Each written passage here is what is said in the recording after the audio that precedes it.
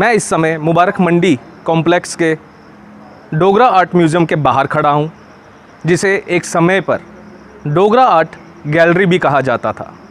और ये Dogra art gallery का उद्घाटन president of India doctor Rajendra Prasad द्वारा किया गया था 18 अप्रैल 1954 में। लेकिन जिस तरह से इस संग्रहालय में, इस गैलरी में चीज़ें जुड़ती गई, ऐतिहासिक चीज़ें जुड़ती गई, मूल्यवान चीज़ें जुड़ती गई, तो इसे सन 1991 में शिफ्ट किया गया मुबारक मंडी कॉम्प्लेक्स में और डोगरा आर्ट गैलरी से नाम चेंज करके इसका रखा गया Dogra art museum. Dogra art museum में काफ़ी सारी ऐतिहासिक चीज़ें हैं, एंटीक चीज़ें हैं, मूल्यवान चीज़ें हैं और इसे सिर्फ जम्मू में ही नहीं, इंडिया में ही नहीं, बल्कि पूरे वर्ल्ड में इसकी ऐतिहासिक चीज़ों की वजह से जाना जाता है। तो अब ज़्यादा समय ना लेते हुए मैं आपको सीधा ले चलता हूँ इस डोगरा आर्ट म्यूज़ियम के अंदर। आइए।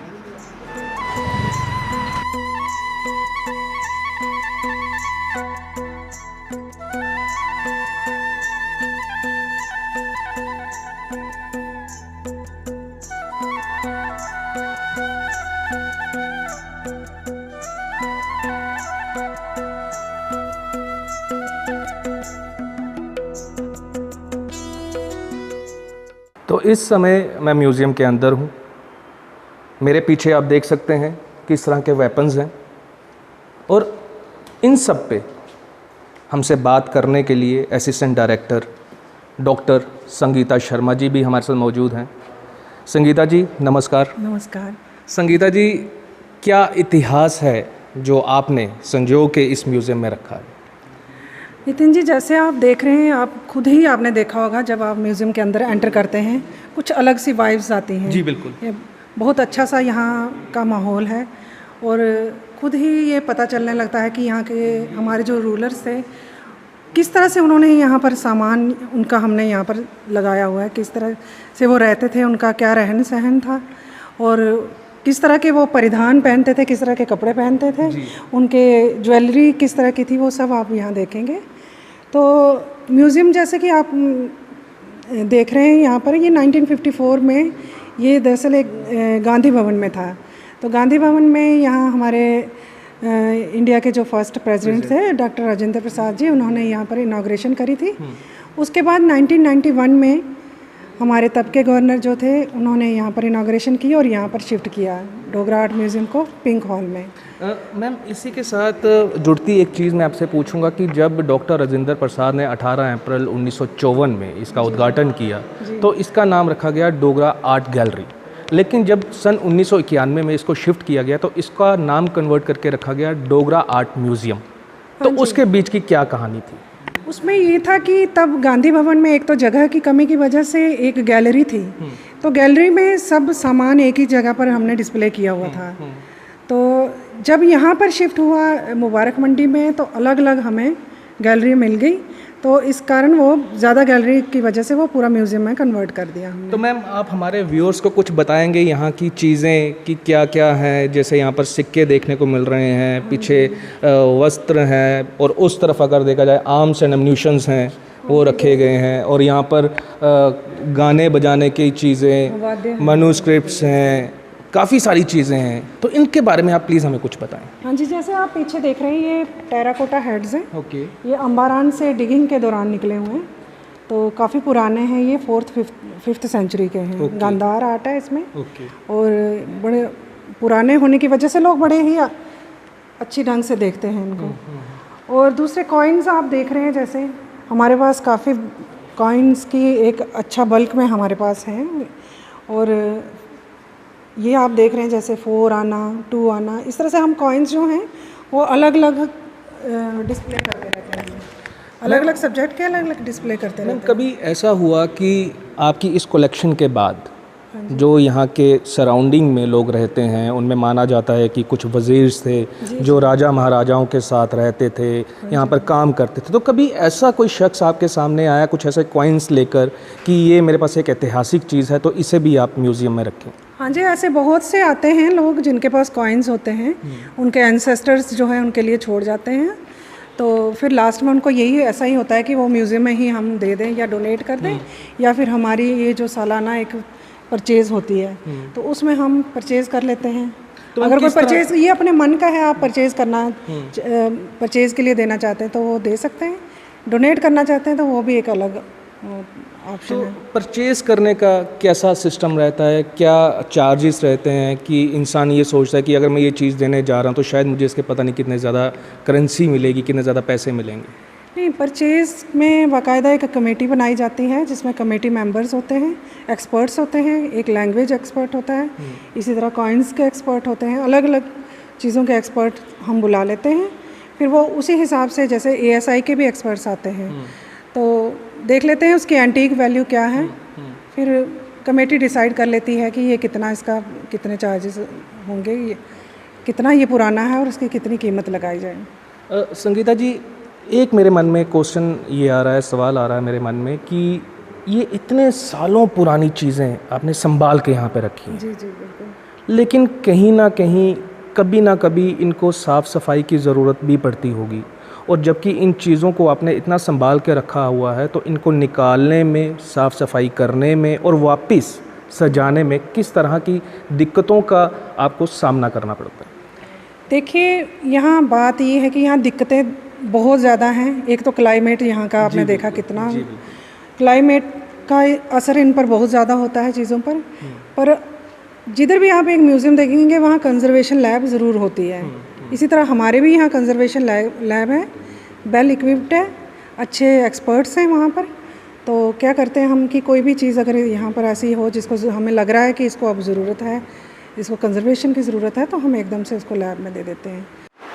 तो इस म्यूज़ियम में अगर आप मेरे पीछे देखेंगे तो यहाँ पर बंदूक करावीन 19वीं शताब्दी JK राइफल मुख्यालय 56 से ढाका कुछ इस तरह से लिखा है, और उसी के साथ यहाँ लिखा गया है 19वीं शताब्दी JK राइफल मुख्यालय।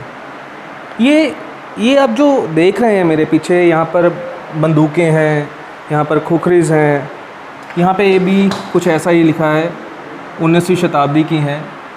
और उसी के साथ अगर मैं आपको एक कैनन है जिस पर लिखा गया है महाकाली मंदिर बाहू फोर्ट में दुर्गा पूजा के दौरान इस्तेमाल होने वाली तोप, और ये भी 19वीं शताब्दी की ही है।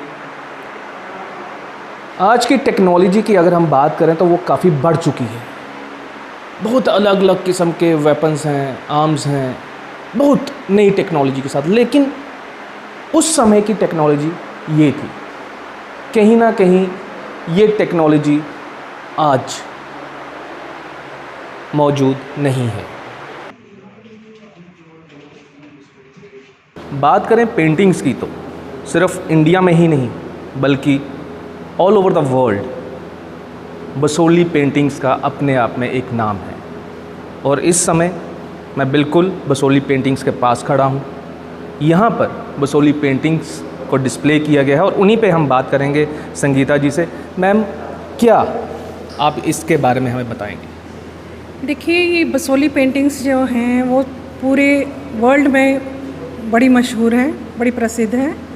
तो बसोली पेंटिंग्स की हमारे पास एक रसमंजरी सीरीज़ है, वो पूरी सीरीज़ हमारे पास है म्यूज़ियम में। तो ये देवीदास द्वारा बनाई गई है और बहुत ही, आप देखेंगे, बड़े ही प्रोमिनेंट फीचर्स यहाँ इस पेंटिंग्स की अपनी ही एक खासियत है, एक अलग तरह की मानी जाती हैं। तो बसोली जो कि एक सेंटर रहा है इन पेंटिंग्स का, तो अच्छा लगता है हमारे यहाँ ये चीज़ें डिस्प्ले हैं, जो कि कहीं भी किसी म्यूज़ियम में इस तरह की पेंटिंग्स नहीं है। तो मैं इसी के साथ यहाँ पर देख रहा हूँ कुछ मैन्युस्क्रिप्ट्स भी हैं। जी जी। तो ये कब के हैं? क्योंकि इन्हें हाथ से लिखी हुई पुस्तकें भी हम कहते हैं। हाँ जी, बिल्कुल। तो ये कब की हैं, किस द्वारा लिखी गई हैं? कुछ आप इस पे हमें बताएं। हाँ जी, ये बहुत ही पुराने हैं, पुराने मैन्युस्क्रिप्ट्स हैं। कम से कम भी 19th 18th सेंचुरी के हमारे पास है, 16th सेंचुरी के भी हैं कुछ। तो ये देखिए जैसे इंद्राक्षी स्तोत्र है यहाँ पर, देवनागरी स्क्रिप्ट है इनकी। और लीलावती है, ये लीलावती एक मैथमेटिक्स का एक बहुत ही इम्पॉर्टेंट माना जाता है, ये पुस्तक मानी जाती है। तो इसका मैन्युस्क्रिप्ट हमारे पास है। उसी तरह से आप देख लीजिए गुलिस्तान में पर्शियन में लिखा गया है गुलिस्तान, तो शहर काफिया करके, और हाउ टू प्लेस सितार, किस तरह से सितार को बजाया जाता है, वो पूरा आपको डिटेल में यहाँ मिलेगा। तो मैम ये इसको माना जा सकता है कि जिस तरह से आज की डेट में स्मार्टफोन्स पे आपको किसी भी चीज़ को ऑपरेट करने के लिए बताया जाता है, तो कुछ इसी तरह से इस जी बिल्कुल, ये पूरा डिटेल में बताया गया है और पर्शियन में है। उसी तरह से ये रामायण देखिए आप, पर्शियन में बहुत कम मिलेगी, हमारे पास इस वक्त म्यूज़ियम में है ये पर्शियन रामायण। मास्टर संसार चंद बड़ू जो हैं वो हमारे यहाँ डोगरा आर्ट म्यूज़ियम के फर्स्ट क्यूरेटर थे, तो उनका काफ़ी रोल रहा है इस म्यूज़ियम के अपग्रेडेशन का, उनका काफ़ी योगदान रहा है उसमें। तो उन्होंने ये जो आपने पेंटिंग देखी, सेल्फ पोर्ट्रेट है उनका, खुद ही उन्होंने बनाया अपना, और ये सारी गैलरी हमने उनको उन्हीं को समर्पित कर दी है। बिल्कुल मैं ये आपके पीछे देख रहा हूँ, ये एक हाथी का दांत जो फॉसिल है, तो ये कब का है? क्या ये राजा महाराजाओं के टाइम का है या उनसे पहले का? नहीं, ये मानसर में कहीं एक्सकेवेशन के दौरान निकला है। ये ASI ने हमें ये उन्होंने दे दिया था यहाँ पर डिस्प्ले करने के लिए। ये डोगरा ज्वेलरी है, जैसे आप यहाँ देख रहे हैं, हंसल, गोजरी हार, पांजेबे देखिए कितनी कितनी भारी हैं, ये किस तरह से पहना करते थे पहले। ईयर रिंग हैं, और भी काफ़ी महिलाओं को काफ़ी पसंद आती है। इसीलिए शायद यहाँ पर आपने ये बकरवाल वुमेन का जो है वो पोर्ट्रेट्स भी यहाँ लगाए हैं, डोगरा वुमेन का लगाया है। और ये तब की ही नहीं, इनफैक्ट आज की भी अगर हम बात करें तो औरतों का ये जो गहने के साथ प्यार है, ये कभी ख़त्म ही नहीं होता। जाहिर है, वो तो नहीं कभी ख़त्म होता। बिल्कुल, तो ज़रूर अपना डिज़ाइन देखते हैं यहाँ आकर लोग की किस तरह से। तो ये गद्दी विमेन किस तरह से ये ज्वेलरी पहन वेयर करती है, ये सब कुछ है। नेकलेस है, आइवरी नेकलेस है, बैंगल्स हैं, ये आप देखेंगे सारा कितनी खूबसूरती से बना हुआ है। तो मैम ये एक Kashmiri women spinning cotton wheel जिसे चरखा कहा जाता है, तो ये कब का है? ये कुछ ये 19th सेंचुरी का है चरखा। चरखा तो आप आम देखेंगे कहीं आपको, लेकिन कहीं ना कहीं टेक्सचर में आज के और उस समय के टेक्सचर में काफ़ी फर्क है। बिल्कुल है डिफरेंस। उसी तरह से ये हमाम है जी, इसको खोलेंगे तो देखेंगे अंदर इसके पार्ट्स होंगे, इसमें पानी गर्म करते हैं और वो उसमें कोयले वगैरह डालकर तो पानी गर्म किया जाता है। तो ये इस तरह का है।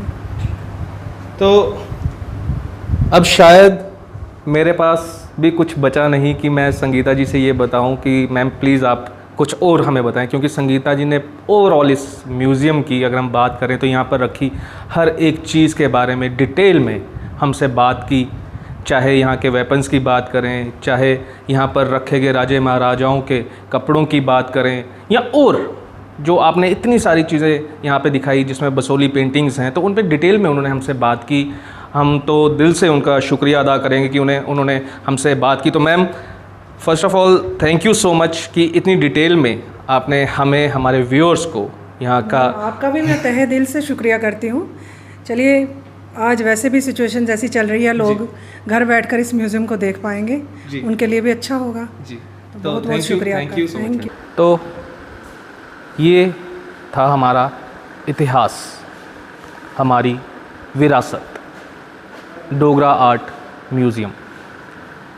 इस म्यूज़ियम से शायद निकलने का मन नहीं करता, और ये सिर्फ मेरा मन ही नहीं, आप भी जब यहाँ आएंगे तो आपका भी मन यहाँ से जाने का नहीं करेगा, और करेगा भी कैसे। कहीं ना कहीं यहाँ पर देखने को मिलता है हमारे शासकों द्वारा यूज़ की गई वो चीज़ें जो शायद आज कहीं ना कहीं लुप्त हो चुकी हुई है। तो इसी तरह से ग्रेटर जम्मू आपको आने वाले समय में और ऐतिहासिक और मूल्यवान चीज़ों से रूबरू करवाएगा। तब तक के लिए मुझे और मेरी टीम को दीजिए इजाज़त। नमस्कार।